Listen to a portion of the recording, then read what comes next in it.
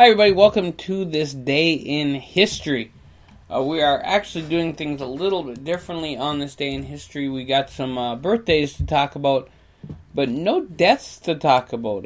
Nothing that sparked my interest as of, this person passed away on this day, I really want to talk about it.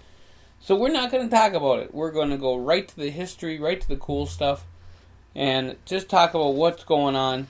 This day in history, December 19th, 353rd, 353. That is the day of the year. 12 days remaining until the end of the year. So Henry II of England is crowned in Westminster Abbey in 1154. And I'm kind of waiting because I'm 36 years old.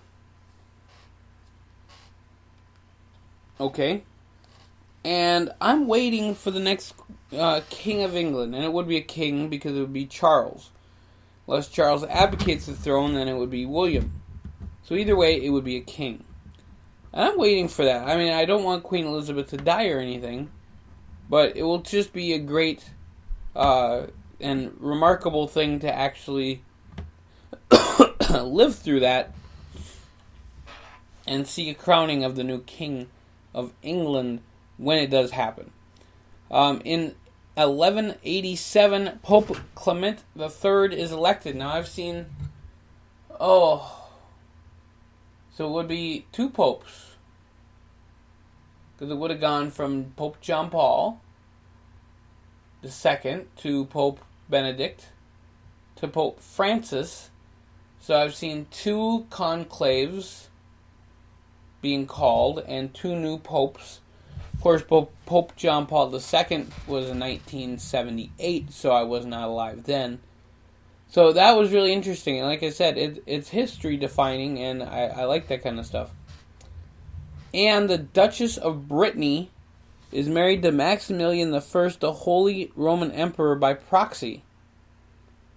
The Queen, the Susan Constant, the Godspeed and the Discovery depart England, carrying settlers who founded at Jamestown, Virginia, the first of the 13 colonies that became the United States. The Great Swamp Fight, the pivotal battle in King Philip's War, gives the English settlers a bitterly won victory. Thomas Paine publishes one of his series of pamphlets in the Pennsylvania Journal entitled The American Crisis. American Revolutionary War. George Washington's army goes to their winter quarters at Valley Forge. The nullification process. John Calhoun, the Vice President of the United States, in 1828, pens the South Carolina protest of the Tariff of 1828. In 1900, the first Governor General of Australia, John Hope, who is also the 7th Earl of Hopetown, appoints Sir William Lynn Premier of the new state of New South Wales, but he is unable to persuade any other colonial politicians to join his government and is forced to resign. There you go. 1907, 239 coal miners died in the Dar mine disaster in Jacobs Creek, Pennsylvania. In 1928, King Constantine I is restored the king of the Hellenes after the death of his son Alexander of Greece. In 1924, the first Rolls-Royce Silver Ghost is sold in London, England. In 1932, the BBC World Service begins broadcasting as the BBC Empire Service. In 1941, Adolf Hitler appoints himself as the head of the Oberkommando. 1941, also limpet mines placed by Italian divers heavily damaged the Valiant and the Queen Elizabeth in Alexandria Harbor. 1945, fascist John Emery At 33, was executed by the British government. 1946, the start of the First Indochina War. 1956, Irish-born physician John Adams is arrested on connection with the suspicious deaths of over 180 patients. Eventually, he's convicted only of minor charges. Harold Holt, the Prime Minister of Australia in 1967, presumed dead after drowning. 1972, Apollo program, the last lunar flight, Apollo 17, crewed by Eugene Cernan, Ronald Davis, and Harrison Smith, returns to Earth.